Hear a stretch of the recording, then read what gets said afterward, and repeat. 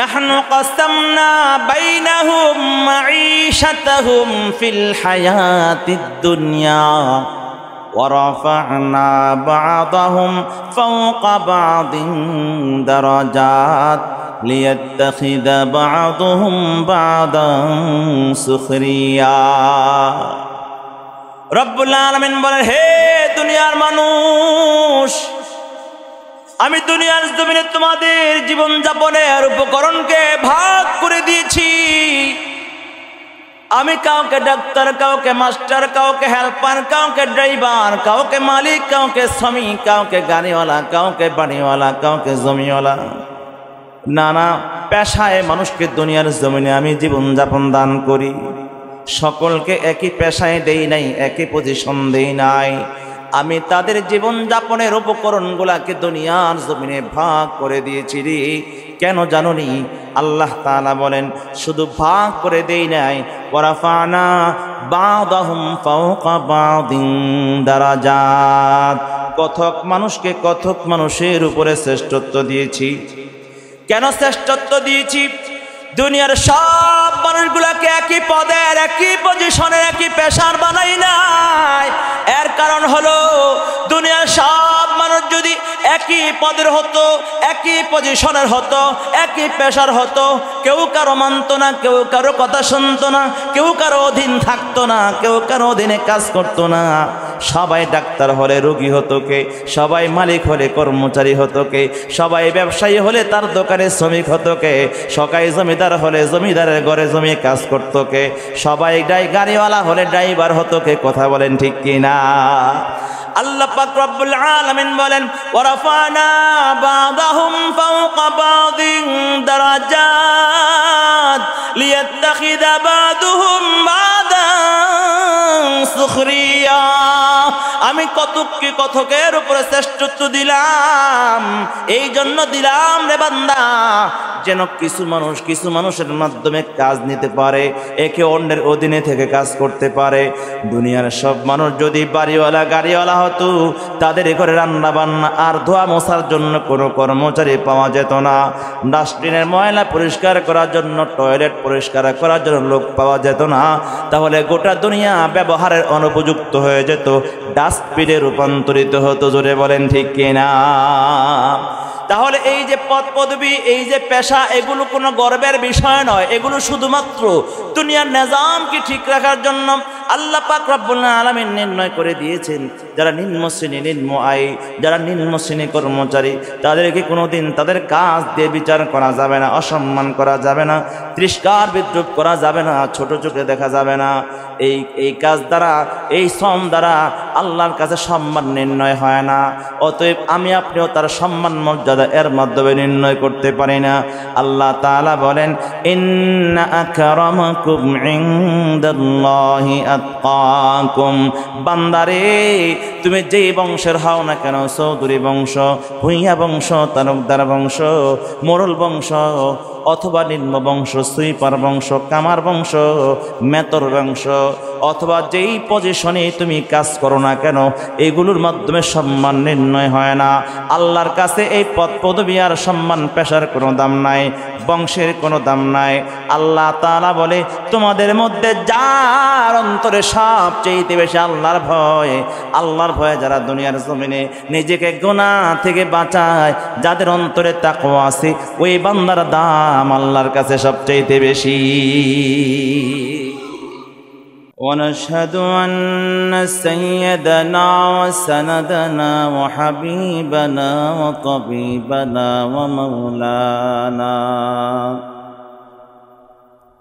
ومولانا محمدا عبده ورسوله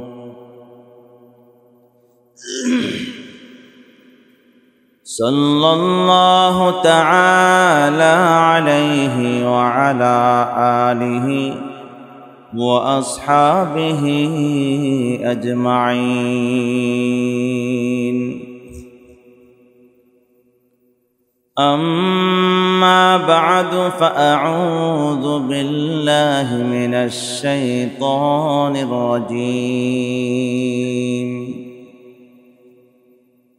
بسم الله الرحمن الرحيم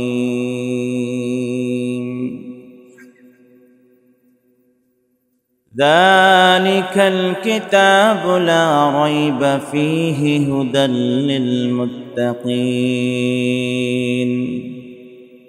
الذين يؤمنون بالغيب ويقيمون الصلاة ومما رزقناهم ينفقون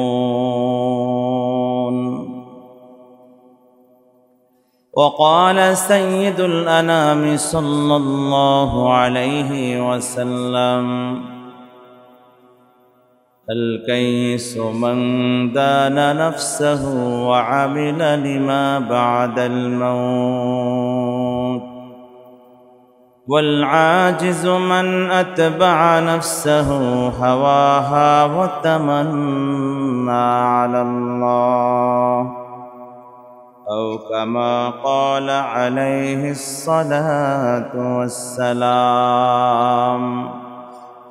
সকলে মুহাব্বতের সাথে পড়ি আল্লাহুম্মা সাল্লি আলা মুহাম্মাদিন ওয়া আলা আলি মুহাম্মাদ কামা সাল্লাইতা আলা ইব্রাহিম ওয়া আলা আলি ইব্রাহিম ইন্নাকা হামিদুম মাজিদ اللهم بارك على محمد وعلى آل محمد كما باركت على إبراهيم وعلى آل إبراهيم إنك حميد مجيد तेरे महबूब की या रब शबाहत लेके आया हो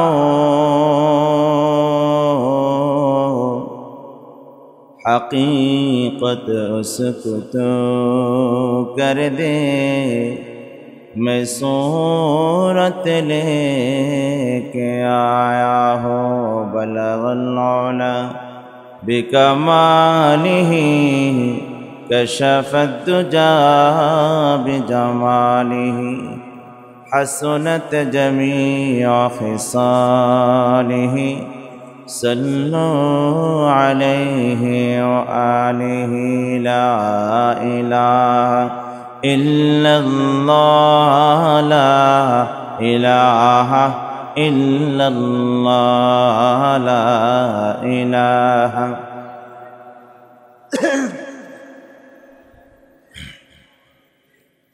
दिल को गर चमकाना है गर ईमान बनाना है मिल्लत को बतलाना है और नगरी नगरी गाना है ला इलाहा इल्लल्लाह ला इलाहा इल्लल्लाह ला इलाहा इल्लल्लाह ला इलाहा मोहब्बत मोहब्बत ला इलाहा इल्लल्लाह ला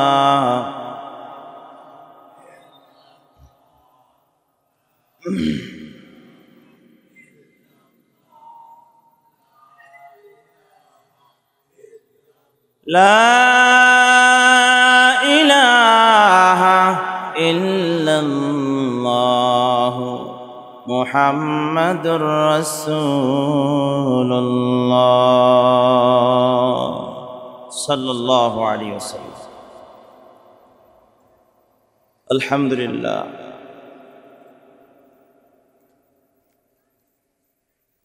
পশ্চিম গোসাইরচর এলাকাবাসীর উদ্যোগে আয়োজিত 11তম বার্ষিক ওয়াজ ও দোয়ার মাহফিলে উপস্থিত মুআজ্জাজ মুকাররম ওয়াজিবুল ইহতিরাম হযরত উলামায়ে কেরাম, অধ্যক্ষ সভাপতি জনাব মুফতি সাইফুল ইসলাম হাফিজাহুল্লাহ,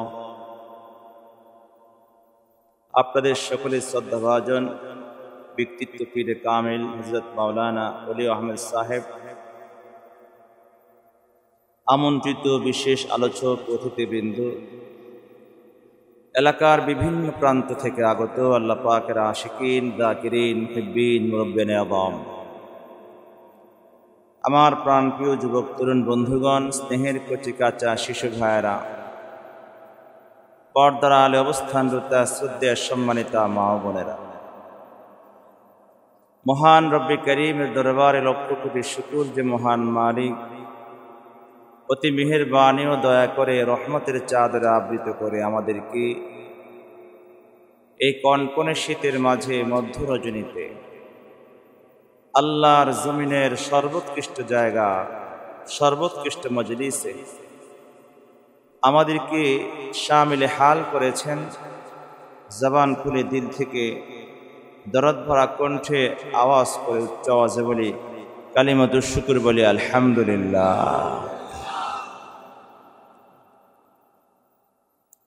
আমি যতটুকু শুনেছি এই জায়গাটা নামাজের জন্য নির্ধারণ করা হয়েছে।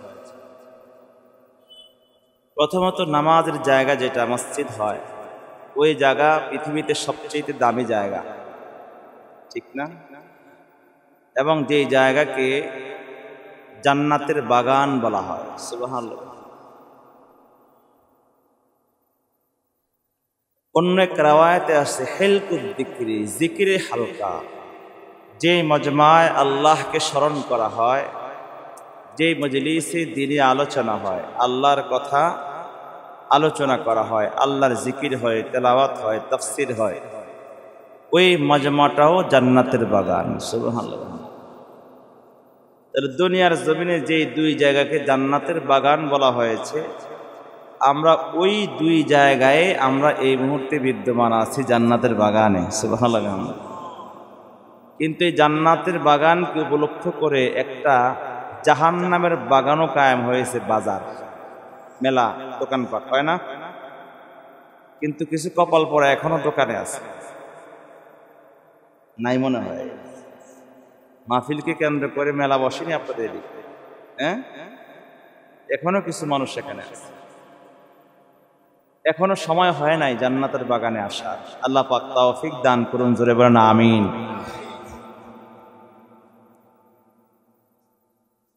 আমি কোরআনে কারীমের একেবারে দ্বিতীয়তম সূরা সূরাতুল বাকারার শুরু থেকে একটু তেলাওয়াত করেছি।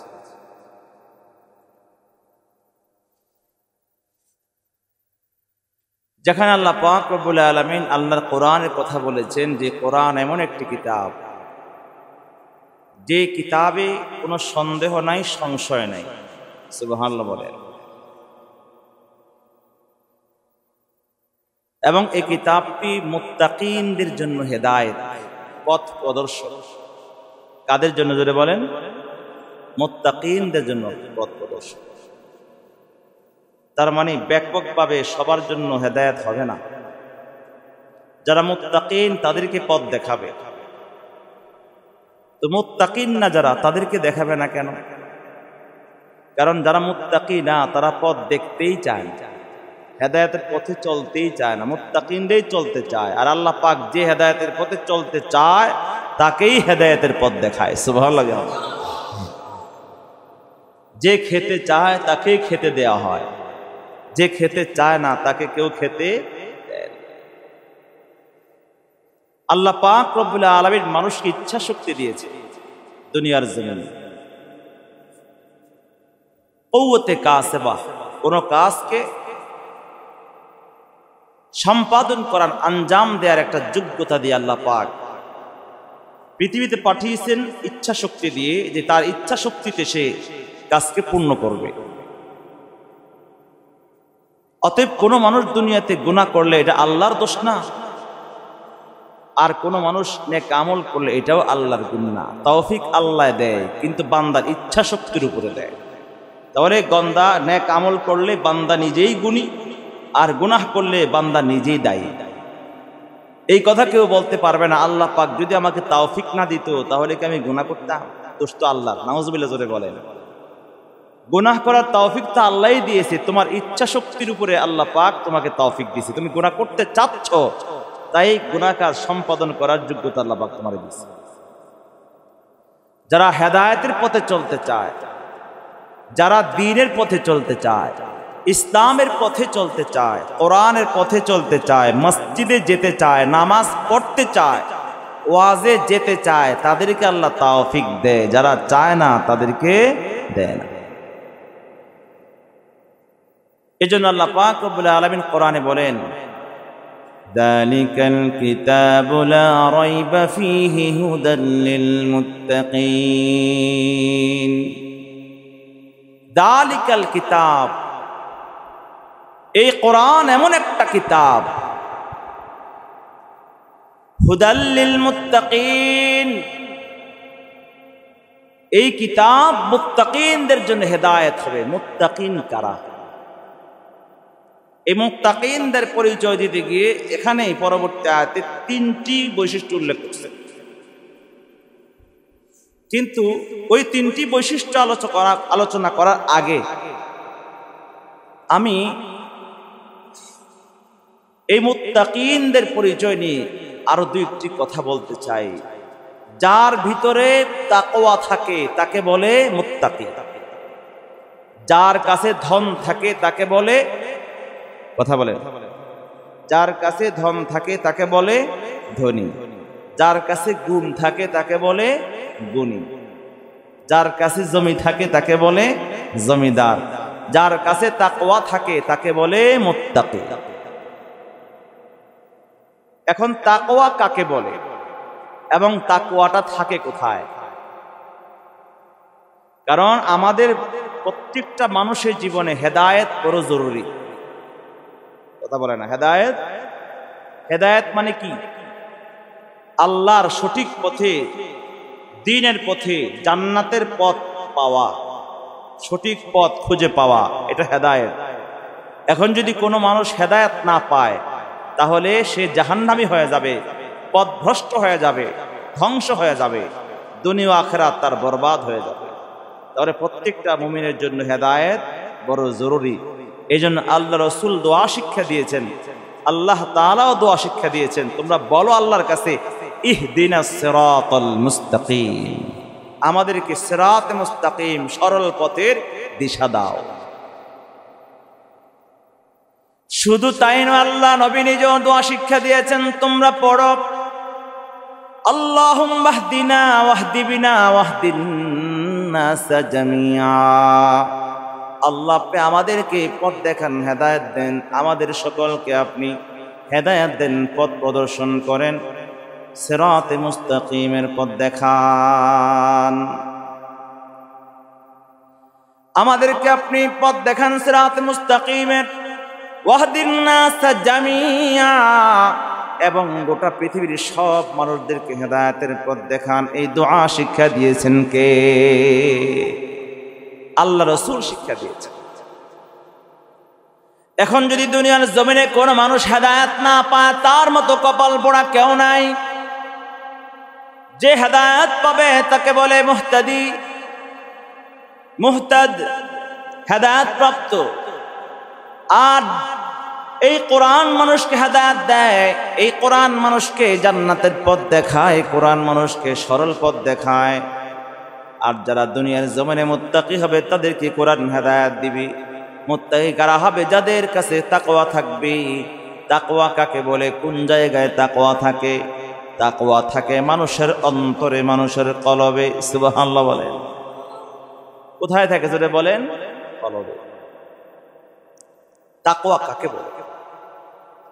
খলিফাতুল মুসলিমিন হযরত ওমর ইবনুল খাত্তাব রাদিয়াল্লাহু আনহু নাম শুনছেন তো? হ্যাঁ, বর্তমানে আমাদের ছেলের সন্তানরা, যুবকরা সাহাবীদের নাম জানে না, নবীদের নাম জানে না, খোলাফায়ে রাশিদিনের নাম জানে না। সালমান খান শাহরুখ খানের নাম জানে, কথা কন, হ্যাঁ, সাকিব আল হাসানের নাম জানে, নায়ক নায়িকা গায়ক গায়িকার নাম জানে, নবী রাসূলদের নাম জানে না, সাহাবীদের নাম জানে না, ইসলামী ইতিহাসের বীর বাহাদুর সিপাহ সালারদের নাম জানে না। কথা বলেন ঠিক কিনা? খলিফাতুল মুসলিমিন হযরত ওমর রাদিয়াল্লাহু আনহু আল্লাহ নবীর একজন প্রিয় সাহাবী, যাকে বলা হতো কারিউল কুররা। উবাই ইবনে কাব রাদিয়াল্লাহু আনহু একজন প্রসিদ্ধ সাহাবী, কারি ছিলেন, ইমাম ছিলেন, নামাজ পড়াতেন, কারিদের কারি। উবাই ইবনে কাব রাদিয়াল্লাহু আনহুকে একবার প্রশ্ন করেন, হে উবাই ইবনে কাব, বলো দেখি তাকওয়া কাকে বলে? আপনি কি আমাকে একটু বলে দিবেন তাকওয়া কাকে বলে? উবাই ইবনে কাব বড় নাকি খলিফাতুল মুসলিমিন ওমর বড়?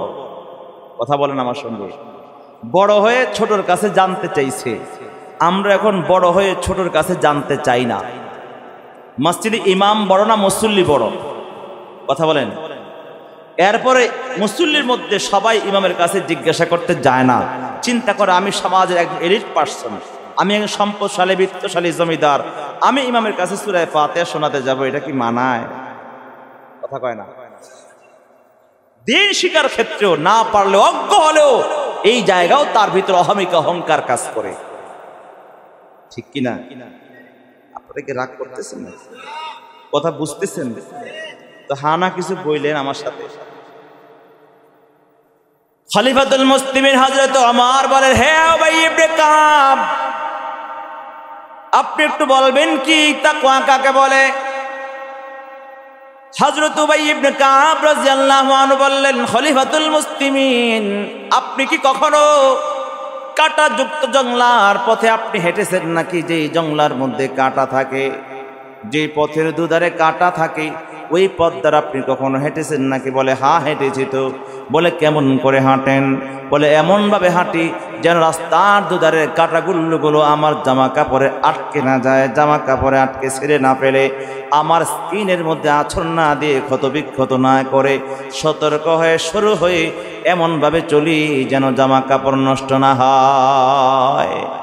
আমরা তো এমনি চলি, রাস্তার দুই ধারে যদি কাদা থাকে অথবা জামা কাঁটা থাকে, খুব সতর্ক হয়ে চলি না, কাঁটার আছর যেন গায়ে না লাগে।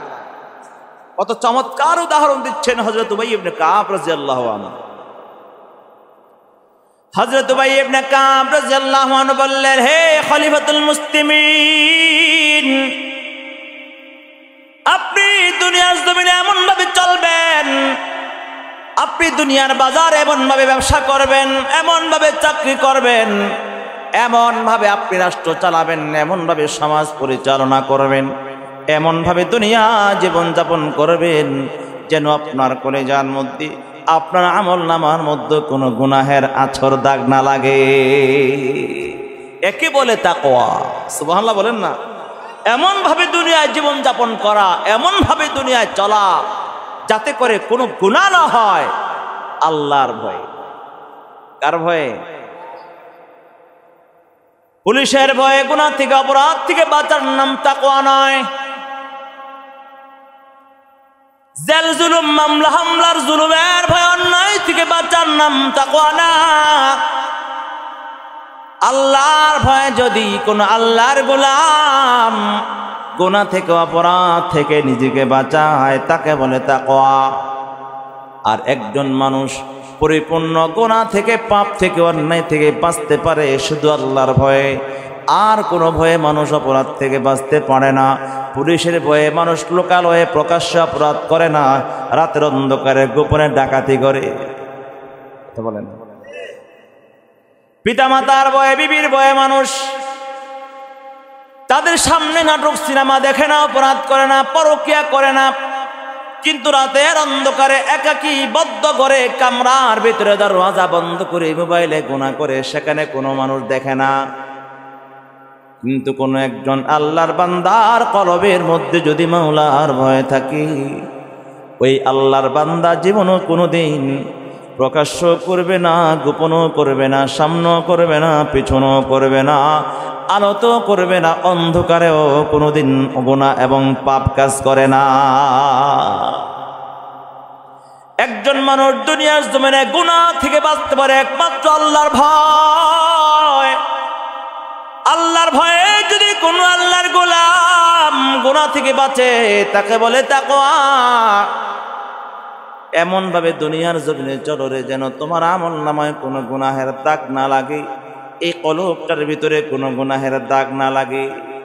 আল্লাহ তাআলা বান্দার চেহারা দেখে না, বান্দার সম্পদ দেখে না। আল্লাহ তাআলা বান্দার বাহ্যিক সুরত দেখে না।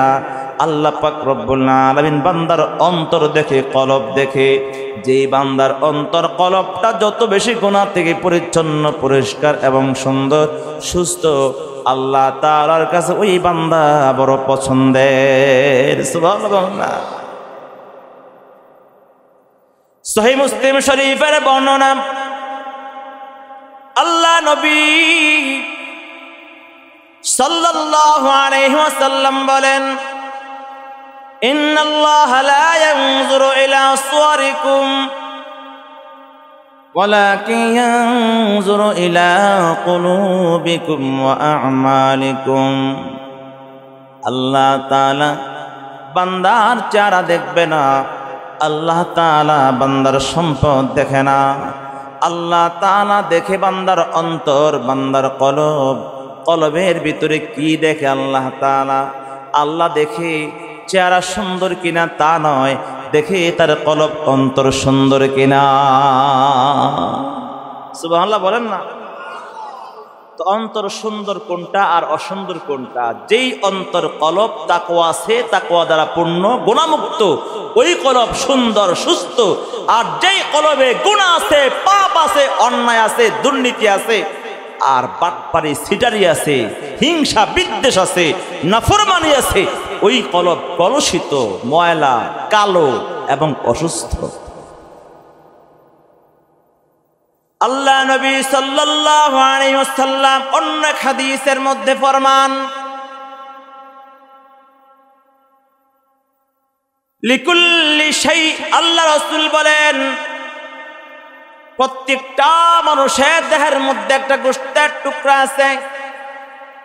ইদা সালুহাত সালুহাল জাসাদু কুল্লু ওয়া ইদা ফাসাদাত ফাসাদাল জাসাদু কুল্লু আলা ওয়া হিয়াল কলব। আল্লাহর নবী বলেন, প্রত্যেকটা মানুষের দেহের মধ্যে একটা গোশতের টুকরা আছে। ওই গোশতের টুকরা যদি সুস্থ হয়, তাহলে তার সব অঙ্গ প্রত্যঙ্গগুলো সুস্থ হয়। আর ওই গোশতের টুকরা যদি অসুস্থ হয়ে পড়ে রে, তাহলে তার সব অঙ্গ প্রত্যঙ্গগুলো অসুস্থ হয়ে পড়ে। আল্লাহ রাসূল বলেন, ওই গোশতের টুকরার নাম হলো কলব। সুবহানাল্লাহ জোরে বলেন। ওই কলব যদি অসুস্থ হয়, তাহলে সব অসুস্থ। কলব সুস্থ হলে সব সুস্থ। তো কলব সুস্থ কোনটা, অসুস্থ কোনটা? অর্থাৎ কলব যদি সুস্থ হয়, অঙ্গ প্রত্যঙ্গ সুস্থ, তার মানে এই অঙ্গ প্রত্যঙ্গ কোনো গুনাহ করে না, পাপ করে না। যেই অঙ্গ প্রত্যঙ্গ গুনাহ করে, কোনো মানুষ যদি চোখ দ্বারা গুনাহ করে, কান দ্বারা গুনাহ করে, হাত দ্বারা গুনাহ করে, পা দ্বারা গুনাহ করে, তাহলে বুঝতে হবে তার কলবটা অসুস্থ। অসুস্থ অন্তরে ইশারায় চোখ চলে, অন্তরে ইশারায় কান শোনে, অন্তরে ইশারায় হাত চলে, অন্তরে ইশারায় কদম চলে। ঠিক কিনা জোরে বলেন? অন্তর ঠিক, সব ঠিক, কলব ঠিক, সব ঠিক। আর এই কলবটা সুস্থ হয় তাকওয়া দিয়া। আর যেই ব্যক্তির অন্তরে তাকওয়া থাকবে, ওই ব্যক্তির দাম আল্লাহর কাছে কত বেশি! শুধু বেশি না, পৃথিবীর জমিনে সবচেয়ে সম্মানী যেই বান্দার অন্তরে তাকওয়া আছে। আল্লাহ পাক রব্বুল আলামিন কোরআনে কারিমে বলেন, ইয়া আইয়ুহান নাস ইন্না খালাকনাকুম মিন যাকারিন ওয়া উনসা ওয়া জাআলনাকুম শুউবা। রব্বুল আলামিন বলেন, হে দুনিয়ার মানুষ, ইয়া আইয়ুহান নাস, হে দুনিয়ার মানুষ, ইন্না খালাকনাকুম মিন যাকারিন ওয়া উনসা, আমি তোমাদের সব মানুষকে একজন নারী এবং পুরুষ থেকে আমি তোমাদেরকে সৃষ্টি করেছি। সে একজন নারী পুরুষকে, কথা বলে না, হযরত আদম এবং হযরতে হাওয়া, এর আগে কোনো মানুষ ছিল? কোনো মানুষ ছিল না। আল্লাহ পাক বাইতুল্লাহ কাবার নিচের যে মাটি, সেই মাটি থেকে হযরত আদমকে সৃষ্টি করে তার পাঁজরের হাত থেকে মা হাওয়াকে সৃষ্টি করেছেন। তারপরে মা হাওয়ার গর্ভে জোড়ায় জোড়ায় সন্তান দিয়েছেন, ছেলে মেয়ে। তাদের বিবাহ বন্ধরে একের পর এক আজ পৃথিবীতে হাজারো crore crore million billion trillion মানুষ রূপান্তরিত হয়েছে। সুবহানাল্লাহ। আল্লাহ পাক রব্বুল আলামিন বলেন, ইয়া আইয়ুহান নাস ইন্না খালাকনাকুম মিন যাকারিন ওয়া উনসা ওয়া জাআলনাকুম শুউবা, হে ঈমানদারগণ, হে দুনিয়ার মানুষ, আমি তোমাদেরকে একজন নারী আর পুরুষ থেকে সৃষ্টি করেছি। তারপরে নানা গোত্রে বংশে আমি তোমাদেরকে বিন্যস্ত করেছি। বংশ কিন্তু শুরু হয়েছে এক জায়গা থেকে, কিন্তু এখন সমাজে অনেক বংশ। এই এলাকার বংশ কি কি আছে? দুই একটা নাম কোন দেখি, বলেন। দুই একটা নাম কোন? চৌধুরী, তালুকদার, ভুঁইয়া আছে না নাই? এগুলা কে সৃষ্টি করছে? রাসূলের যুগে ছিল বনু হাশিম, বনু কুরাইজা, বনু নাযির, বনি সাকিফ, বনি আসাদ, নানা গোত্র ছিল। কিন্তু সবাই তো এক মা বাবার গর্ভের সন্তান। এই যে ভিন্নস্তরা কেন করলেন? আমরা তো এই বংশ দিয়া অনেক অহংকার করি না। আমি ভুঁইয়া বাড়ির পোলা, চৌধুরীর ভাবসাবটা একটু বেশি, ভুঁইয়াদের দাপটটা একটু বেশি, তালুকদারদের ভাবসাব একটু বেশি, কথা কোন ঠিক কিনা?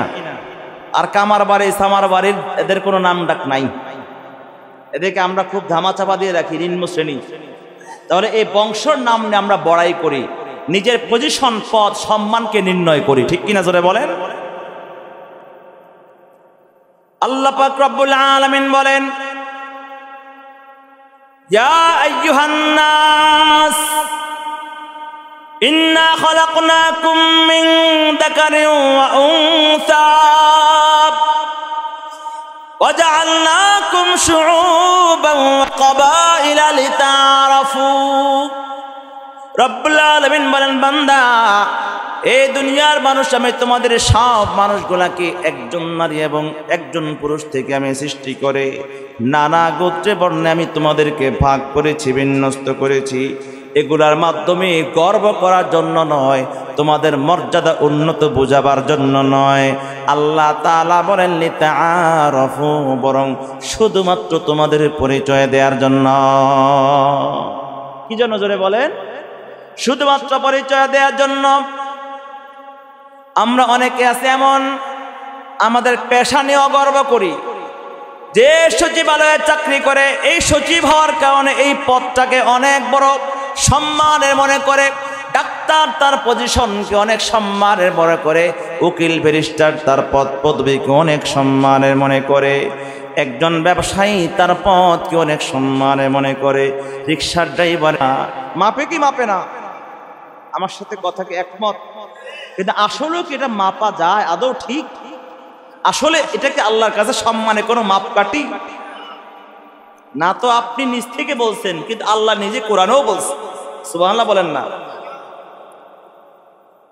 আল্লাহ পাক রব্বুল আলামিন কোরআনে কারিমে বলেন, নাহনু কাসামনা বাইনাহুম মাঈশাতাহুম ফিল হায়াতিদ দুনিয়া ওয়ারাফা'না বা'দাহুম ফাওকা বা'দিন দারাজাত লিয়াত্তাখিযা বা'দুহুম বা'দান সুখরিয়া। রব্বুল আলামিন বলেন, হে দুনিয়ার মানুষ, আমি দুনিয়ার জমিনে তোমাদের জীবন যাপনের উপকরণকে ভাগ করে দিয়েছি। আমি কাউকে ডাক্তার, কাউকে মাস্টার, কাউকে হেল্পার, কাউকে ড্রাইভার, কাউকে মালিক, কাউকে শ্রমিক, কাউকে গাড়িওয়ালা, কাউকে বাড়িওয়ালা, কাউকে জমিওয়ালা, নানা পেশায় মানুষকে দুনিয়ার জমিনে আমি জীবনযাপন দান করি। সকলকে একই পেশায় দেই নাই, একই পজিশন দেই নাই। আমি তাদের জীবনযাপনের উপকরণগুলাকে দুনিয়ার জমিনে ভাগ করে দিয়েছি রে। কেন জানুনি? আল্লাহ তাআলা বলেন শুধু ভাগ করে দেই নাই, ওয়ারাফানা বাদাহুম ফাওকা বাদিন দারাজাত, কথক মানুষকে কথক মানুষের উপরে শ্রেষ্ঠত্ব দিয়েছি। কেন শ্রেষ্ঠত্ব দিয়েছি? দুনিয়ার সব মানুষগুলাকে একই পদের, একই পজিশনের, একই পেশার বানাই নাই। এর কারণ হলো দুনিয়ার সব মানুষ যদি একই পদের হতো, একই পজিশনের হতো, একই পেশার হতো, কেউ কারো মানত না, কেউ কারো কথা শুনতো না, কেউ কারো অধীন থাকতো না, কেউ কারো অধীনে কাজ করতো না। সবাই ডাক্তার হলে রোগী হতো কে, সবাই মালিক হলে কর্মচারী হতো কে, সবাই ব্যবসায়ী হলে তার দোকানে শ্রমিক হতো কে, সবাই জমিদার হলে জমিদারের ঘরে জমি কাজ করতো কে, সবাই গাড়িওয়ালা হলে ড্রাইভার হতো কে। কথা বলেন ঠিক কিনা? আল্লাহ পাক রব্বুল আলামিন বলেন ওয়ারাফানা বাদাহুম ফাওকা বাদিন দারাজাত লিয়াত্তাখিযা বাদুহুম বাদান সুখরিয়া। আমি কতককে কথকের উপরে শ্রেষ্ঠত্ব দিলাম, এই জন্য দিলাম রে বান্দা, যেন কিছু মানুষের মাধ্যমে কাজ নিতে পারে, একে অন্যের অধীনে থেকে কাজ করতে পারে। দুনিয়ার সব মানুষ যদি বাড়িওয়ালা গাড়িওয়ালা হতো, তাদের ঘরে রান্না বান্না আর ধোয়া মোছার জন্য কোনো কর্মচারী পাওয়া যেত না, ডাস্টবিনের ময়লা পরিষ্কার করার জন্য, টয়লেট পরিষ্কার করার জন্য লোক পাওয়া যেত না, তাহলে গোটা দুনিয়া ব্যবহারের অনুপযুক্ত হয়ে যেত, ডাস্টবিনে রূপান্তরিত হতো। জোরে বলেন ঠিক কিনা? তাহলে এই যে পদ পদবি, এই যে পেশা, এগুলো কোনো গর্বের বিষয় নয়, এগুলো শুধুমাত্র দুনিয়ার নিজামকে ঠিক রাখার জন্য আল্লাহ পাক রব্বুল আলামিন নির্ণয় করে দিয়েছেন। যারা নিম্ন শ্রেণী, নিম্ন আয়, যারা নিম্ন শ্রেণী কর্মচারী, তাদেরকে কোনোদিন তাদের কাজ দিয়ে বিচার করা যাবে না, অসম্মান করা যাবে না, তিরস্কার বিদ্রুপ করা যাবে না, ছোট চোখে দেখা যাবে না। এই কাজ দ্বারা, এই শ্রম দ্বারা আল্লাহর কাছে সম্মান নির্ণয় হয় না। অতএব আমি আপনিও তার সম্মান মর্যাদা এর মাধ্যমে নির্ণয় করতে পারি না। আল্লাহ তাআলা বলেন ইন্না আকরামাকুম ইনদাল্লাহি আতকাকুম। বান্দারে, তুমি যেই বংশের হও না কেন, চৌধুরী বংশ, ভূঁইয়া বংশ, তালুকদার বংশ, মোড়ল বংশ, অথবা নিম্ন বংশ, সুইপার বংশ, কামার বংশ, মেতর বংশ, অথবা যেই পজিশনে তুমি কাজ করো না কেন, এগুলোর মাধ্যমে সম্মান নির্ণয় হয় না। আল্লাহর কাছে এই পদ পদবী আর সম্মান পেশার কোনো দাম নাই, বংশের কোনো দাম নাই। আল্লাহ তাআলা বলে তোমাদের মধ্যে যার অন্তরে সবচেয়ে বেশি আল্লাহর ভয় যারা দুনিয়ার জমিনে নিজেকে গুনাহ থেকে বাঁচায়, যাদের অন্তরে তাকওয়া আছে, ওই বান্দার দাম আল্লাহর কাছে সবচেয়ে বেশি। অতএব একজন বাড়িওয়ালা, 10তলা বিল্ডিং এর মালিক, সারা রাত নর্তকী দিয়া নাচ গান করে, ডান্স করে, পার্টি করে, মাদকাসক্ত হয়ে মাতাল হয়ে পড়ে থাকে। দুনিয়ার মানুষের কাছে তার অনেক সম্মান, তার সম্পদের কারণে, তার পদের কারণে, ক্ষমতার কারণে, বাড়ির কারণে, টাকার কারণে। কিন্তু তার ঘরের যে দারোয়ানটা যখন মালিক মাতাল হয়ে অপরাধে জড়িয়ে থাকে, ওই মুহূর্তে তার ঘরের দারোয়ানটা, তার ঘরের কর্মচারীটা রাতের গভীরে আল্লাহর কুদরতি কদমের সিজদায় পড়ে কান্নাকাটি করে তাহাজ্জুদের মুসল্লায় গড়াগড়ি খায়। আল্লাহ তাআলা বলে, হে বাড়িওয়ালা, তোমার চাইতে তোমার ঘরের কর্মচারী আর দারোয়ানের দাম আমার কাছে বেশি। তাহলে এগুলো সম্মানের বিষয় নয়, সম্মানের বিষয় কি যদি বলেন? তাকওয়া। এখন এই তাকওয়া যাদের কাছে থাকবে, এই তাকওয়া মানুষকে কি বানায় জোরে বলেন? দামি বানায়। দেখতে যেমনই হোক, পজিশন যেমনই হোক না কেন, পদ পদবী যাই থাকুক না কেন, এগুলো মানুষকে দামি বানায় না। দামি বানায় কি জোরে বলেন? তাকওয়া। কারণ দুনিয়ার পদ পদবী, ধন দৌলত, পেশা, এগুলো তো সাময়িক, আজ আছে কাল নাই। ইস দুনিয়া কি দুস্তি मिस्ले कागज फूल है। इस दुनिया की दोस्ती मिस्ले कागज फूल है, देखने में खुशनुमा है वो मगर कुछ भी नहीं। এই দুনিয়ার সৌন্দর্য আজ আছে কাল নাই, কিন্তু এই দুনিয়া ক্ষণস্থায়ী। দুনিয়ার সৌন্দর্য, চাকচিক্য, পদ পদবি, পাওয়ার ক্ষমতা, টাকা পয়সা, ধন দৌলত সব কিছু ক্ষণস্থায়ী। চরকাল পরকাল চিরস্থায়ী। পরকালের জন্য যে নেক আমল করলাম, যে তাকওয়া হাসিল করলাম, আল্লাহর কাছে সম্মানিত হলাম, এই সম্মানটাও কিন্তু চিরস্থায়ী। জোরে বলেন সুবহানাল্লাহ। মক্কা বিজয়ের পরে আল্লাহ রাসূল যখন মক্কায় প্রবেশ করছেন বিজয়ের বেশে, বিনা যুদ্ধে বিনা রক্তপাতে মক্কা বিজয় করার পরে কোনো প্রতিশোধ নেন নাই। এতদিন পর্যন্ত আমাদের উপরে এত জুলুম নির্যাতন করছে, আজকে দেখে ছাড়বো না। আমরা যেমন কিছু নির্যাতিত হলে পালিয়ে বেড়ালে সুযোগ পেলে আমরাও তাদেরকে দৌড়ের উপর রাখাই, ঘর বাড়ি জ্বালায়া দেই, কিন্তু আল্লাহ রাসূল আদর্শ এমন ছিল না। প্রতিশোধ পরায়ণ ছিলেন না, ক্ষমাকারী ছিলেন।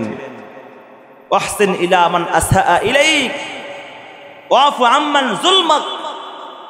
রাসূল বলেন, যে তোমার উপর জুলুম করে তাকে ক্ষমা করো, যে তোমাকে কষ্ট দেয় তাকে ইহসান করো, দয়া করো। সিলমান কতাক, যে তোমার সঙ্গে সম্পর্ক ছিন্ন করে তার সঙ্গে সম্পর্ক জোড়া লাগাও। এটা কার আদর্শ? জোরে বলেন। যে মক্কার জমিন থেকে সাহাবায়ে কেরামদেরকে নির্যাতন করে তাড়িয়ে দেওয়া হয়েছিল, নিজের ভিটে মাটি সম্পদ সব ছেড়ে দিয়া সাহাবায়ে কেরাম হিজরত করতে বাধ্য হয়েছিল। আল্লাহ রাসূলকে হত্যা করার চক্রান্ত পর্যন্ত করা হয়েছে। সেই মক্কা বিজয় করে আল্লাহ রাসূল যখন মক্কায় প্রবেশ করলেন, আল্লাহ নবী ব্যাপকভাবে সব মুশরিকদেরকে ক্ষমা করে দিলেন। তারা কোনোদিন কল্পনাও করে নাই মুসলমানগণ আমাকে ক্ষমা করে দিবে। আল্লাহ নবী ক্ষমা করে দিলেন। আল্লাহ রাসূল হযরতে বেলাল হাবশী রাদিয়াল্লাহু আনহু রাতে মক্কা বিজয়ের পর বাইতুল্লাহর চাবি দিয়া বললেন, বেলাল যাও বাইতুল্লাহর ছাদে ওঠো, বাইতুল্লাহর ছাদে আরোহণ করে তুমি আল্লাহর তাকবীরের বড়ত্বের আওয়াজ লাগাও। এতদিন পর্যন্ত মসজিদে নববীর মুয়াজ্জিন ছিল, এখন থেকে বাইতুল্লাহর মুয়াজ্জিন। আযান দাও, আল্লাহু আকবার জোরে বলেন না। কাকে বলছেন? বেলালের বংশ কি ছিল? বংশে তো নাই, গোলাম, গোলামের ঘরের গোলাম। দেখতে খুব স্মার্ট ছিল, কালো, নিগ্রো, ইউথিপিয়ার মানুষ, হাবশা। ঠোঁটগুলো মোটা মোটা, চোখগুলো ছোট ছোট, ভ্রুগুলো কুচকানো, চুলগুলো কুচকানো কুচকানো, হাত পায়ের কোনো সাইজ নাই, দেখার সৌন্দর্য নাই, কিন্তু দেখতে যদিও কালো, অন্তরটা ছিল বড় ভালো। ঠিক কিনা জোরে বলে? যে বেলাল হাবশী রাদিয়াল্লাহু আনহুকে মক্কার মুশরিকরা ইসলাম গ্রহণ করা অপরাধে এমন কোনো শাস্তি নাই, এমন কোনো নির্মম নির্যাতন নাই যা তারা দেয় নাই। উত্তপ্ত বালুর মধ্যে উলঙ্গ করে পাথর চাপা দিয়ে হিট দিয়ে দিয়ে ক্ষত বিক্ষত করেছে, আর বলেছে বেলাল ইসলাম ছেড়ে দে, ঈমান ছেড়ে দে। তিনি বলেন কখনো নয়। যতই শাস্তি দেয় একটাই আওয়াজ, আহাদ আহাদ আহাদ, আমার মালিক একমাত্র আল্লাহ, একমাত্র আল্লাহ, একমাত্র আল্লাহ। সেই বেলালকে আল্লাহ রাসূল বললেন, হে বেলাল যাও, যে মহান রব্বুল আলামিন একত্ববাদের স্লোগান দেওয়ার জন্য তোমাকে শাস্তি দেওয়া হয়েছে, আজ বাইতুল্লাহর ছাদে উঠে আল্লাহর বরত্বের আওয়াজ লাগায়া দাও। হযরত বেলাল কাবার ছাদে উঠা আজান দেয়া শুরু করলেন, আল্লাহু আকবার, আল্লাহু আকবার বলে। হযরত বেলালের কণ্ঠের আজান আওয়াজ মক্কার মুশরিকদের কানে যখন গেল, সবার মাথা খারাপ হয়ে গেছে। আবু সুফিয়ান মক্কার মুশরিকদের লিডার, নেতা, তার ঘরের মধ্যে আরো কয়েকজন নেতা ছিল, তাদের কানে পর্যন্ত আওয়াজ গেল যে বেলাল আল্লাহর ঘরের ছাদে উঠে আজান দিতেছে। সবার মনটা খারাপ হয়ে গেছে। হায় রে, এই দিন দেখতে হইল যে বেলালের মতো একজন গোলাম যে আবার পায়ে পড়ে থাকতো, আর সে আমাদের সবচেয়ে হৃদয়ের জায়গা কাবা, এ সাধু উঠে আজান দিতেছে। এই দিন দেখতে হইল আমাদের। আবু সুফিয়ানের ঘরের মধ্যে কয়েকজন মুশরিক নেতা লিডার ছিল। একজনের নাম হলো আত্তাব ইবনে আসিদ ইবনে আবিল ঈস। সে বলে উঠলো, তাফসীর ইবনে কাসীরের মধ্যে লেখেন, সে বলতে লাগলো, আলহামদুলিল্লাহিল্লাযী ক্বাবাদা বি হাত্তা তাআলা ইয়ারা হাদাল ইয়াওম। আল্লাহ তাআলাকে, সৃষ্টিকর্তাকে ধন্যবাদ যে এই দিন দেখার আগে আমার বাবা দুনিয়া থেকে বিদায় নিছে। নাউজুবিল্লাহ বলেন।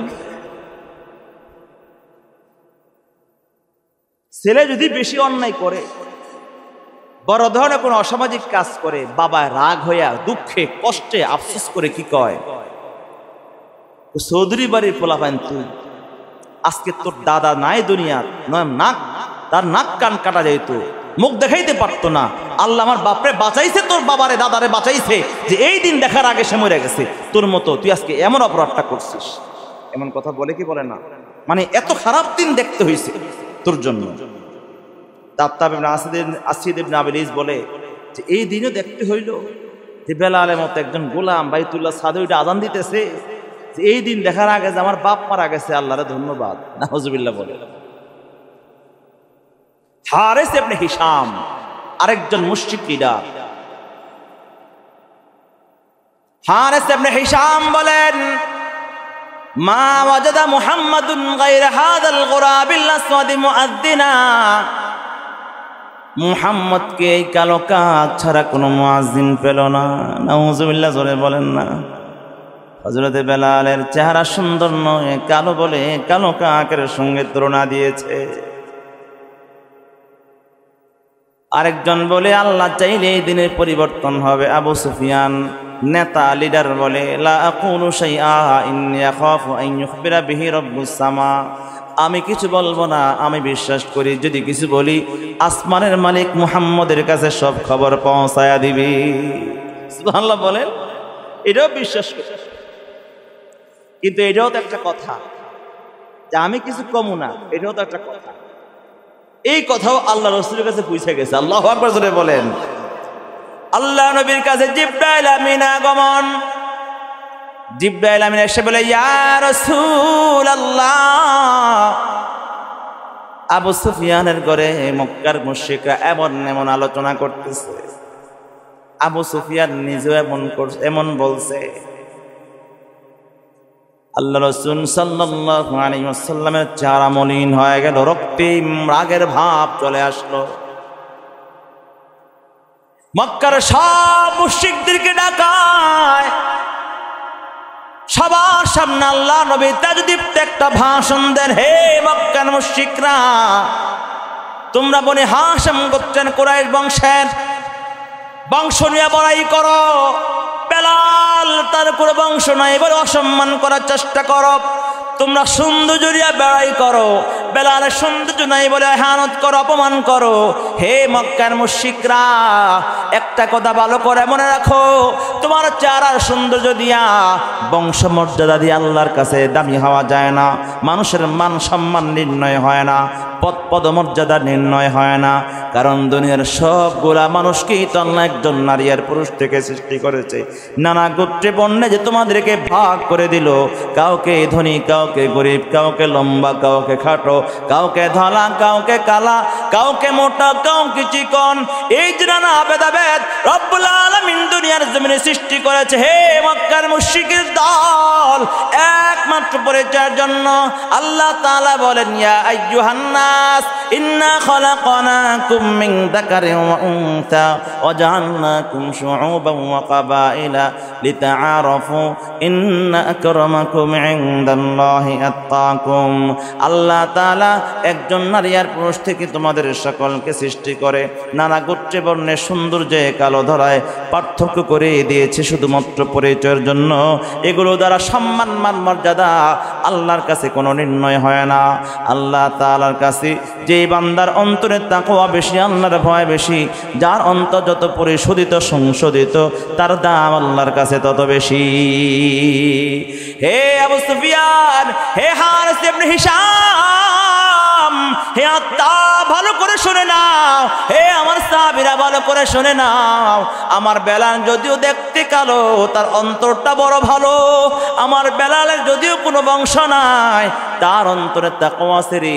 এই জন্য তোমাদের সবার চাইতে আমার বেলালের দাম আল্লাহর কাছে সবচেয়ে বেশি। এই তাকওয়া অর্জন করার দরকার আছে না নাই? জোরে বলেন না। কেমন করে তাকওয়া অর্জন হবে?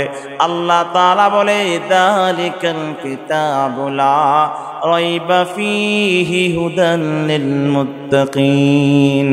আমি তোমাদেরকে কোরআন দিয়েছি, এই কোরআন তোমাদেরকে হেদায়েতের পথ দেখাবে। যারা মুত্তাকিন তাদেরকে সহজেই পথ দেখাবে। কারণ মুত্তাকিনরা হেদায়েতের পথে চলতে চায়, জান্নাতে যেতে চায়, আল্লাহকে পেতে চায়। তাহলে তিনটা গুণের কথা এখানে বলেছেন, যে তিনটা গুণ যদি আমার আপনার ভিতরে থাকে, তাহলে প্রমাণ হয়ে যাবে আমিও মুত্তাকি হতে চাই, আমার ভিতরে তাকওয়া আছে, আমার ভিতরে তাকওয়ার গুণ আছে। এক নম্বর আল্লাহ পাক রব্বুল আলামিন বলেন, ওয়াল্লাযীনা ইউমিনুনা বিল গায়ব। রব্বুল আলামিন বলেন, মুত্তাকিনরা এক নম্বর পরিচয়, মুত্তাকিনরা পরকালের প্রতি, গায়বের প্রতি বিশ্বাস স্থাপন করে। সুবহানাল্লাহ জোরে বলেন। কবরে আযাব সত্য, কবরে আযাব আছে না নাই? জোরে বলেন। কবরে সওয়াল জবাব আছে না নাই? জান্নাত জাহান্নাম আছে না নাই? ফেরেশতা আছে না নাই? কবরে আযাব আছে না নাই? কবরে সাপ বিচ্ছু আছে না নাই? ফুল সিরাত আছে না নাই? এগুলাকে যারা বিশ্বাস করে, অদৃশ্য, এগুলা কিন্তু দেখা যায় না। আমরা শুনেছি আল্লাহ রাসূল থেকে, আল্লাহ তাআলার কোরআন থেকে, আল্লাহ নবীর হাদিস থেকে শুনেছি, এগুলা দৃশ্যমান নয়, এগুলো অদৃশ্য, গায়েব। আল্লাহ তাআলা বলে, আল্লাযীনা ইউমিনুনা বিল গায়ব। যারা গায়েবের প্রতি বিশ্বাস স্থাপন করে, তারা হলো মুত্তাকি। কেন? কথা মিলাবেন। যে ব্যক্তি কবর আযাব বিশ্বাস করে সে মুত্তাকি। এখন যে ব্যক্তি পুলসিরাত বিশ্বাস করে, জান্নাত জাহান্নাম বিশ্বাস করে, যদি কবরে গেলে আযাব দেওয়া হবে, সওয়াল জবাব হবে, বিশ্বাস করে, সে মুত্তাকি। কেন? যে বিশ্বাস করে সে আযাব থেকে বাঁচার জন্য দুনিয়ায় গুনাহ থেকে বাঁচার চেষ্টা করে।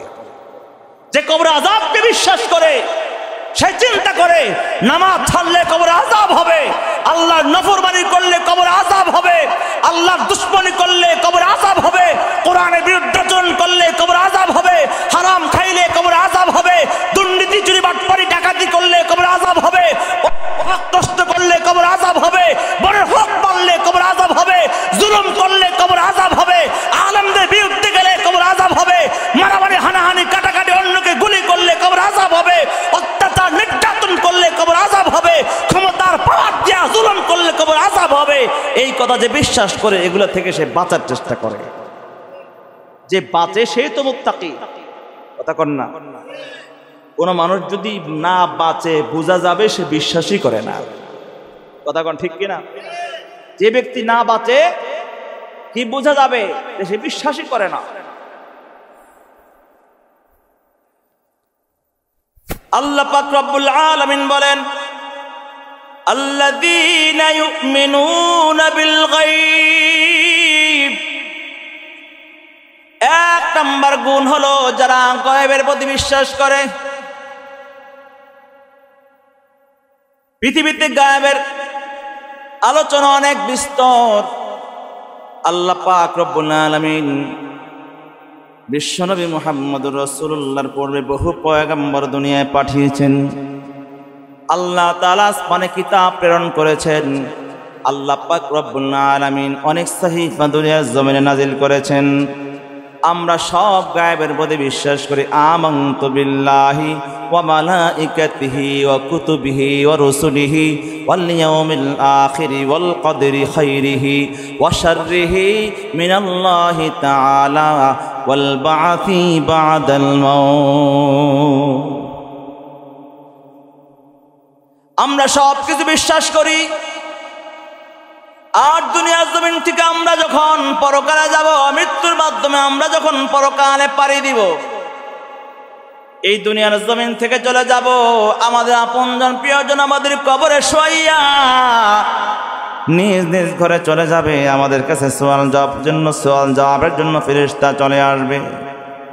কিয়ামতের পরে হাসরের ময়দানে আমাদেরকে আবার উত্তরণ করা হবে, বা'থি বা'দাল মাউত। কিয়ামত বিশ্বাস করি কি করি না? মরার পরে আল্লাহর দরবারে হাজির হতে হবে, বিশ্বাস করি কি করি না? এই বিশ্বাস যারা করে তারাই মুত্তাকি। আর বিশ্বাস যে করি প্রমাণ হলো, এই বিশ্বাস যারা করে তারা কোনোদিন গুনাহ করতে পারে না। আর আল্লাহর সামনে দাঁড়াইবা তুমি, জীবনে হিসাব দিতে হবে, তো গুনাহ কিভাবে করো, পাপ কেমনে করো? সকাল থেকে সন্ধ্যা পর্যন্ত আমি দোকানে কর্মচারী হয়ে যে ব্যবসা করলাম, বিকাল বেলায় মালিককে হিসাব দিতে হবে, বোঝায় লাভ লস। এই চিন্তা যার মাথায় আছে সে টাকা মারবে? যদি মাইরা দেয় বোঝা গেলে বিশ্বাসই করে না যে হিসাব দেওয়া লাগবে। এখন আমি সকাল সন্ধ্যা পর্যন্ত আল্লাহর কত হক মারতেছি, বান্দার কত হক মারতেছি, তাহলে আমার পরকালে হিসাব হবে। আমি বিশ্বাস করলাম কোথায়? কথা বলেন না।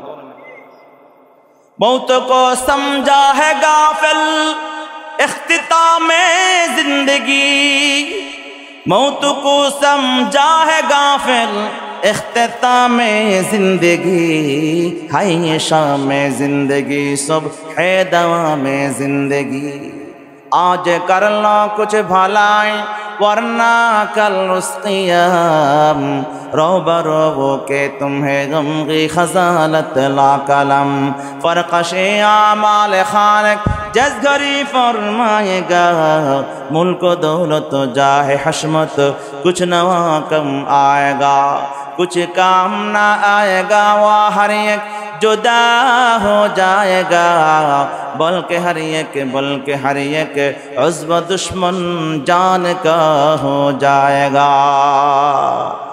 ওই কিয়ামতের কঠিন দিনের কথা যদি কোনো আল্লাহর গোলাম বিশ্বাস করে, অন্তর দিয়ে ইয়াকিন করে, কবর আযাবের কথা অন্তর দ্বারা ইয়াকিন করে, পরকালের কথা ইয়াকিন করে, বাদাল মাউত আল্লাহর দরবারে দাঁড়িয়ে হিসাব দেওয়ার ভয় অন্তরে রাখে, ওই আল্লাহর বান্দা কোনোদিন দুনিয়ার জমিনে গুনাহ করতে পারে না।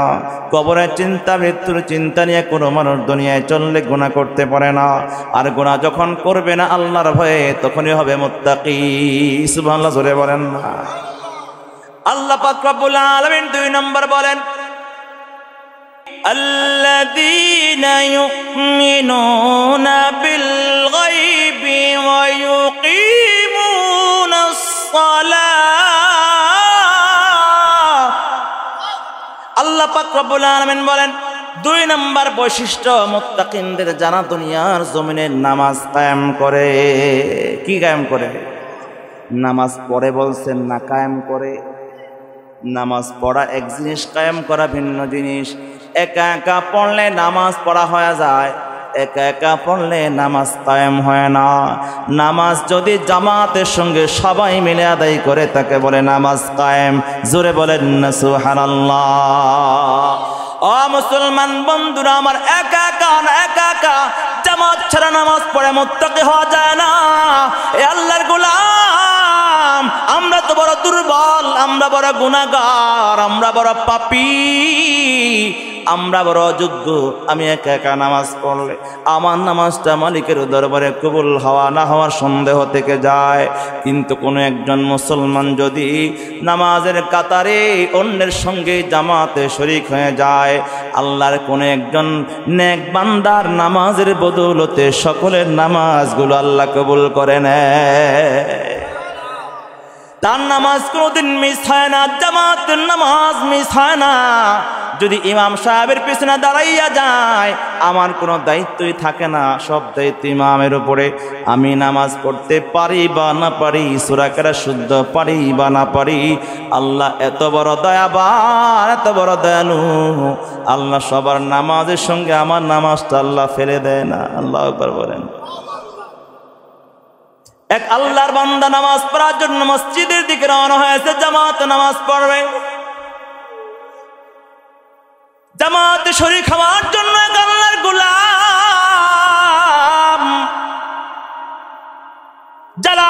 রুমি রহমতুল্লাহ আলাইহি মারফে মুস্তাফির মধ্যে লেখেন, এক আল্লাহর বান্দা জামাতে নামাজ পড়ার জন্য রওনা হয়েছে মসজিদের দিকে। মসজিদের কাছাকাছি যাওয়ার পর কানের মধ্যে আওয়াজ আসছে, ইমাম সাহেব সালাম ফিরাইছে, আসসালামু আলাইকুম ওয়া রাহমাতুল্লাহ। নামাজ শেষ হয়ে গেছে, জামাতটা ধরতে পারে নাই, মসজিদের সামনে পর্যন্ত গেছে, গিয়ে দেখে ইব্রাহিম ইবনে আদহাম রহমতুল্লাহ আলাইহি আল্লাহর একজন ওলি, বলখের বাদশা ছিল, রাজ দরবার দবদবা শান শৌকত রাজ্য কোনো কিছু তার অভাব ছিল না। সব ত্যাগ করে আল্লাহর পাগল হইয়া ইব্রাহিম আদহাম বেলায়েতের মাকাম অর্জন করেছেন। ওই ইব্রাহিম আদহাম রহমতুল্লাহ আলাইহি মসজিদের দরওয়াজার মধ্যে দাঁড়ানো। আগন্তুক মুসল্লি আল্লাহর বান্দা ইব্রাহিম ইবনে আদহাম রাহমাতুল্লাহি আলাইহিকে লক্ষ্য করে বলে, হে ইব্রাহিম, জামাত শেষ হয়ে গেছে নাকি? ইব্রাহিম ইবনে আদহাম রাহমাতুল্লাহি আলাইহি বলেন, হ্যাঁ, নামাজের জামাত তো শেষ হয়ে গেছে। এই কথা শোনার সঙ্গে সঙ্গে ওই আল্লাহর বান্দা আহ বলে একটা চিৎকার দেয়, আহ বলে একটা চিৎকার দেয়, জিস কলব কি আহনে দিল, जिस कल्ब की आहों ने दिल फूंक दिया है लाखों, इस कल्ब में या अल्लाह क्या आग बड़ी होती है। आह बोले একটা চিৎকার দেয় ইব্রাহিম আদহাম রহমতুল্লাহি আলাইহি বলে, হে আল্লাহর বান্দা, আমি তো জামাতে নামাজ পড়েছি, তুমি তো জামাতটা পাও নাই, আহ কেন বললা? ওই আল্লাহর বান্দা বলে, হে ইব্রাহিম, আমি একজন আল্লাহর নাফরমান গুনাহগার বান্দা, আমি আল্লাহর দরবারে একা একা নামাজ পড়লে আমার নামাজ কবুল হবে কি হবে না জানি না, তবে আমি গুনাহগার, যদি তোমাদের মতো নেককারদের কাতারে শামিল হতে পারতাম, আল্লাহর প্রিয় বান্দাদের নামাজগুলো কবুল করার সময় আমার অসমাপ্ত গোছালো আমার এই গুনাহগারের নামাজটা আল্লাহ পাক ফিরাইয়া দিত না। আমি জামাতটা হারায় ফেললাম, আমি জামাতটা হারায় ফেললাম, এই জন্য কষ্টে দুঃখে আল্লাহর রব্বারে আফসোস করে আহ বলেছে। ইব্রাহিম ইবনে আদহাম রাহমাতুল্লাহি আলাইহি বলে, হে আল্লাহর গোলাম, আমি জামাতে নামাজ পড়েছি, তুমি একটা কাজ করো, আমার জামাতের নামাজটা তুমি নিয়ে যাও আর তোমার আহটা আমাকে দিয়ে দাও। আল্লাহু আকবার বলেন, আমি আমার জামাতের নামাজটা তুমি নিয়ে যাও, আমার আহটা তুমি, তোমার আহটা আমাকে দিয়ে দাও। আল্লাহর বান্দাটাকে বলে, হে ইব্রাহিম, আমার আহের প্রতি তোমার এত লোভ কেন? ইব্রাহিম ইবনে আদহাম রাহিমাহুল্লাহ বলে, হে আল্লাহর গোলাম, হে আল্লাহর গোলাম বলে, ইব্রাহিম, আমার আহের প্রতি তোমার এত লোভ কেন? তোমার আহটা তুমি নিতে চাও আর তোমার জামাতের নামাজটা আমাকে দিবার চাও। ইব্রাহিম ইবনে আদহাম বলে, হে আল্লাহর গোলাম, তুমি যখন আল্লাহর মহাব্বতে, আল্লাহর প্রেমে জামাতটা ছড়ে যাওয়ার কষ্টে আহা বলে একটা চিৎকার দিয়েছো, আমি আমার বেলায়েতের চক্ষু দিয়ে দেখতে পেয়েছি তোমার আহটা আল্লাহর মহাব্বতের নূর দ্বারা পেঁচানো অবস্থায় সপ্তাহকার পার হয়ে আল্লাহর আরশে আজিমের দিকে দৌড়াইতেছে। এমন একটা আহ নিয়ে যদি আল্লাহর দরবারে হাজির হওয়া যায়, তাহলে এর উসিলায় আল্লাহর জান্নাতের মেহমান হওয়া যায়। তা আমি আমার জামাতের নামাজটা তোমাকে দিতে চাই আর তোমার আহাটা আমি নিবার চাই। ও মুসলমান বন্ধুরা আমার, জামাতে নামাজ পড়লে যে বরকত হয়, জামাতে নামাজ ছাড়া এই বরকত পাওয়া যায় না। জামাতে নামাজ পড়লে যে মকবুল হয়, একা একা নামাজ পড়লে সেই মকবুল হয় না। জামাতে নামাজ পড়লে যে ইমানের পরিচয় হয়, একা একা নামাজ পড়লে ইমানের পরিচয় হয় না। আল্লাহ রাসূলের যুগে মুনাফিকরা পর্যন্ত জামাত ছাড়তো না, মুনাফিকরা পর্যন্ত জামাতে শরীক হতো, ফজরের জামাতে পর্যন্ত শরীক হয়ে যেত।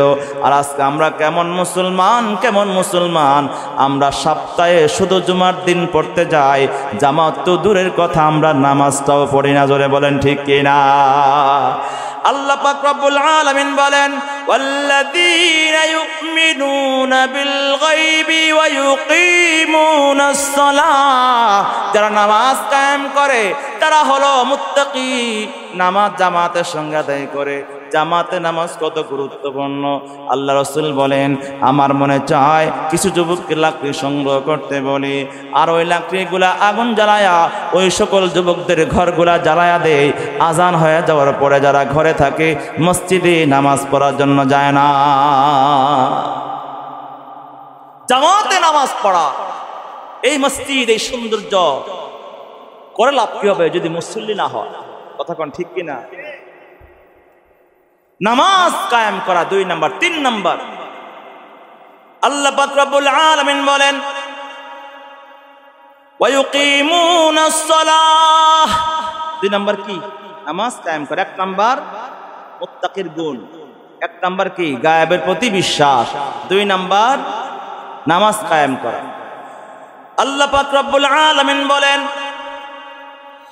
আল্লাযীনা ইউমিনুনা বিল গায়বি ওয়া ইউকিমুনাস সালাতা ওয়া মিম্মা রাযাকনাহুম ইউনফিকুন।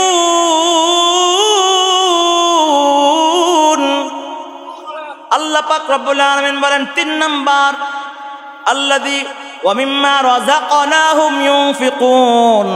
আল্লাহ তাআলা যে তোমাদেরকে রিজিক দিয়েছে, আল্লাহর দেয়া রিজিক আল্লাহর পথে ব্যয় করা। সুবহানাল্লাহ জোরে বলেন না। আল্লাহর রিজিক দাতাকে, কথা কয় না, রিজিক দেওয়ার মালিককে। আল্লাহ ছাড়া রিজিক দাতা কেউ আছে নাকি? নাকি অমুক জায়গায় গেলে ব্যবসায় বরকত হয়, অমুক মাজারে গেলে বরকত হবে, অমুক পীরের কাছে হাদিয়া দিলে বরকত হবে, নাকি অমুক দরবারে গেলে বরকত হবে?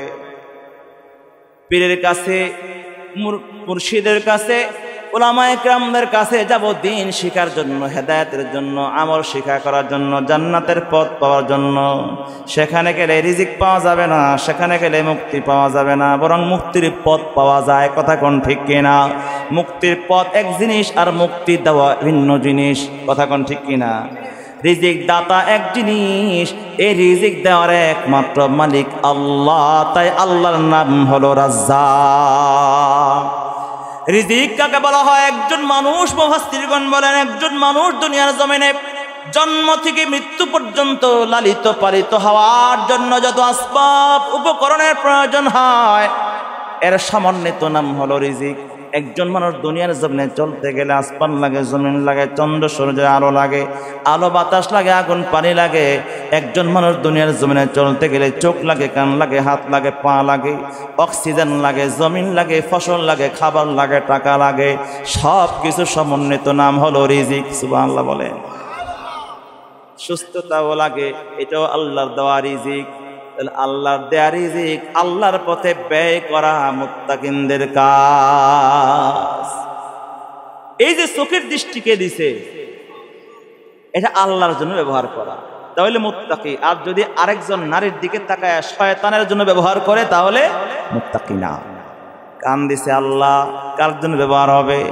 ওয়াজ শুনবো, তেলাওয়াত শুনবো, পিতামাতার কথা শুনবো, হক কথা শুনবো, ভালো কথা শুনবো। যদি গান শুনি তাহলে আল্লাহর জন্য ব্যবহার হয় নাই, শয়তানের জন্য ব্যবহার হয়েছে। আল্লাহ পা দিয়েছে রিজিক, আল্লাহ পায়ে চলার শক্তি, হাঁটার শক্তি দিয়েছেন, ধরার শক্তি দিয়েছেন। যদি পা দ্বারা মসজিদের দিকে চলি, আল্লাহর দেওয়ার রিজিক, আল্লাহর পথে ব্যবহার। যদি এই পা দ্বারা সিনেমা হলের দিকে যায়, বেগানানের সঙ্গে, প্রেমিকার সঙ্গে সাক্ষাতের জন্য যায়, শয়তানের জন্য ব্যবহার হলো। ঠিক কিনা যদি বলেন? আল্লাহ পাক রব্বুল আলামিন বলেন ওয়া মিম্মা রাযাকনাহুম ইউনফিকুন। আল্লাহর দেয়া রিজিক কার জন্য ব্যবহার হবে? আল্লাহ পাক রব্বুল আলামিন ধন সম্পদ দিয়েছে, কিছু আছে প্রাকৃতিকভাবে আল্লাহ দিয়েছি, এগুলো চাইলে অন্যের জন্য ব্যবহার করতে পারবো না। আসমান জমিন আমরা ব্যবহার করি, পানি ব্যবহার করি, আমরা বাতাস ব্যবহার করি, অক্সিজেন ব্যবহার করি। তাহলে এগুলো ব্যবহার করে আল্লাহর গোলামি করলে আল্লাহর জন্য ব্যবহার হলো। আল্লাহ পাক রব্বুল আলামিন আমাদেরকে জায়গা জমি দিয়েছে, ধন দিয়েছে, টাকা পয়সা দিয়েছে, ব্যবসা বাণিজ্য দিয়েছে, আমাদেরকে সুস্থতা দিয়েছে, রক্ত দিয়েছে, শক্তি দিয়েছে। আল্লাহর দেয়া শক্তি, আল্লাহর দেয়া রিজিক, আল্লাহর দেয়া জান, আল্লাহর দেয়া রিজিক, আল্লাহর দেয়া রক্ত, আল্লাহর দেয়া রিজিক, সুস্থতা আল্লাহর দেয়া রিজিক। সুস্থ সবল রক্ত দেহের এই জীবনটা আল্লাহর জন্য যদি ব্যবহার করা হয়, এই শক্তি যদি আল্লাহর জন্য ব্যবহার করা হয়, তাহলে আল্লাহর দেয়া রিজিক আল্লাহর পথে ব্যয় হলো। এই শক্তি ব্যবহার করে যদি গুনাহের কাজ করি, তাহলে শয়তানের জন্য ব্যবহার হলো, আল্লাহর দেয়া রিজিক আল্লাহর জন্য ব্যবহার হলো না। আল্লাহ পাক সম্পদ দিয়েছে, টাকা পয়সা ধন দৌলত দিয়েছে, আমাকে ধনী বানিয়েছে অথবা গরিব বানিয়েছে। ধনী হোক গরিব হোক, এমন কোন মানুষ নাই পৃথিবীতে যার কাছে অর্থ সম্পদ নাই, কম বেশ সবার কাছে আছে। যা কিছুই থাকুক না কেন, এই সম্পদ অর্থ যদি আল্লাহর জন্য ব্যবহার করি, তাহলে আমি মুত্তাকি। আর যদি এই সম্পদ গান বাজনা, গুনাহের কাজ, গায়ে হলুদের অনুষ্ঠান, জন্মদিনের পার্টি, মাদক এবং অন্যায় কাজ, গুনাহের কাজে ব্যবহার করি, তাহলে আমি শয়তানের জন্য ব্যবহার করলাম, মুত্তাকি হতে পারলাম না। ঠিক কিনা জোরে বলেন না? তাহলে 3 নম্বর, একজন মানুষ মুত্তাকি হওয়ার জন্য আল্লাহর দেয়া সম্পদ, আল্লাহর দেয়া রিজিক আল্লাহর পথে ব্যয় করতে হয়। আল্লাহর পথ আবার কোনটা? আল্লাহর পথ, কোনো মানুষ যদি আল্লাহর ঘরের জন্য ব্যবহার করে, আল্লাহর পথে ব্যয় করলো। কোনো মানুষ যদি গরিবের পিছনে ব্যয় করলো, আল্লাহর জন্য ব্যবহার করলো। কোনো মানুষ যদি মাদ্রাসায় ব্যবহার করলো, আল্লাহর জন্য ব্যবহার করলো। কোনো মানুষ যদি এতিম লালন পালন ব্যবহার করলো, আল্লাহর জন্য ব্যবহার করলো। কোনো মানুষ যদি সমাজ সেবায়, মানবতার কল্যাণে ব্যবহার করে, সম্পদ আল্লাহর জন্য ব্যবহার করলো। এই সবগুলো পথ আল্লাহর পথ। এর মধ্যে সর্বোত্তম পথ হলো আল্লাহর ঘর।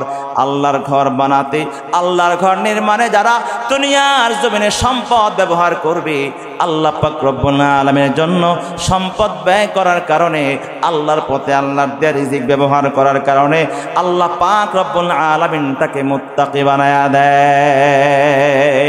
সুবহানাল্লাহ, জোরে বলেন না? রাজি আছেন তো ইনশাআল্লাহ?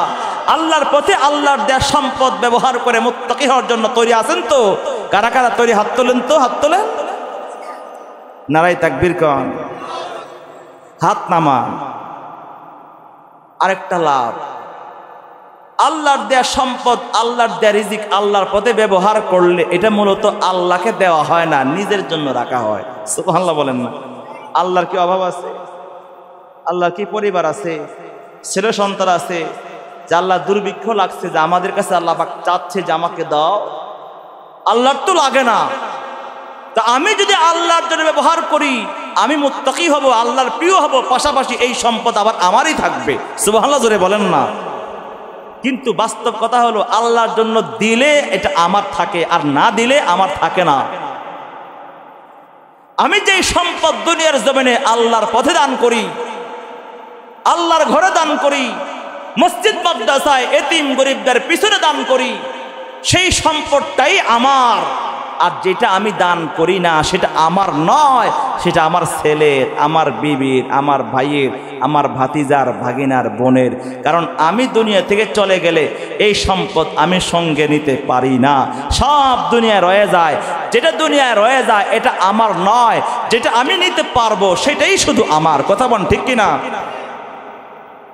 বলে আমার সম্পদ সব দুনিয়ায় আমি রাইখা যাবো না, সব সঙ্গে নিয়ে যাবো। পারবেন? পারবেন নিতে? কারা কারা নিতে পারবেন বলেন? জীবনের যত কামাই পরে রবে সব কিছু পার, পরকালে কেবল তোমার নেকামূলে গণ্য হবে, এছাড়া সব কিছু বেকার। জীবনের যত কামাই পরে রবে সব কিছু পার, পরকালে কেবল তোমার নেকামূলি গণ্য হবে, এছাড়া সব কিছু বেকার। খালি হাতে গেলে সেথায়, খালি হাতে গেলে সেথায় হবে সেদিন কি উপায়। একাকী রইবে পড়ে বন্ধু কেহ নাই, একাকী রইবে পড়ে বন্ধু কেহ নাই। ঠিক কিনা জোরে বলে? দুনিয়ার জমিনে যত সম্পদ আছে সব দুনিয়া রয়ে যাবে, খালি হাতে একা একা আমার কবরে যেতে হবে। বিশ্বাস হয় না? বিশ্বাস না হলে একটু মরে দেখেন। পরে হুজুর মরলে আবার কেমনে দেখব? নিজে মরলে দেখতে পারবেন না, আমার আপনার আগে যারা মরছে তাদের দিকে তাকায় দেখেন, খালি হাতে গেছে, কেহই কিছু নিতে পারে না। কিন্তু সুসংবাদ হলো আল্লাহ তাআলা বলেন একটা পদ্ধতি আছে, হে মুসলমান, হে গোসাইচরের মুসলমান, একটাই মাত্র পদ্ধতি। আপনার জায়গা জমি টাকা পয়সা ধন দৌলত সব কিছু আপনি আপনার সঙ্গে আপনি কবরে নিতে পারবেন, একটাই মাত্র পদ্ধতি। আল্লাহ তাআলা সেই পদ্ধতি কোরআনে বলে দিয়েছেন। আল্লাহ তাআলা বলেন, মা ইনদাকা ইয়ানফাদু ওয়া মা ইনদাল্লাহি বাকিন।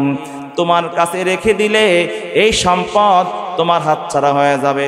হয়তো দুর্নীতি দমন কমিশন নিয়ে যাবে, অথবা চোর বাটপার নিয়ে যাবে, অথবা ডাকাতি হয়ে যাবে, অথবা বন্যায় নষ্ট হবে, অথবা মেয়াদ উত্তীর্ণ হবে, অথবা তোমার মৃত্যুর মাধ্যমে হলো তোমার হাতছাড়া হয়ে অন্যের হাতে চলে যাবে। কোনোভাবেই তোমার সম্পদ তুমি রাখতে পারবে না। আল্লাহ পাক রব্বুল আলামিন বলেন, ওয়া মা ইনদাল্লাহি বাকিন। বান্দারে, যদি তোমার সম্পদটা তুমি আল্লাহর রাস্তায় দান করে দাও, আল্লাহর কাছে পাঠায়া দাও, তাহলে তোমার সম্পদটা চিরদিনের জন্য তোমার অ্যাকাউন্টেই তোমার নামে বাকি থাকবে। মরার সঙ্গে সঙ্গে তুমি তোমার সম্পদ পেয়ে যাইবা। দুনিয়ার জমিন আজ আছে কাল নাই শেষ হয়ে যাবে। এই দুনিয়া থাকলে কি আর না থাকলে কি, আমার সম্পদ যদি চিরদিনের জিন্দেগির জন্য পাওয়া যায় তাহলেই তো আসল পাওয়া। তাহলে আমরা আমার এই সম্পদ চিরদিনের জিন্দেগিতে পাওয়ার জন্য পদ্ধতি হলো একটা, এই সম্পদ আল্লাহর রাস্তায় দান করে দেওয়া। সুবহানাল্লাহ বিহামদি। এই জন্যই মজমা থেকে আমি কিছু মানুষ চাই হিম্মত করে বলবেন, হুজুর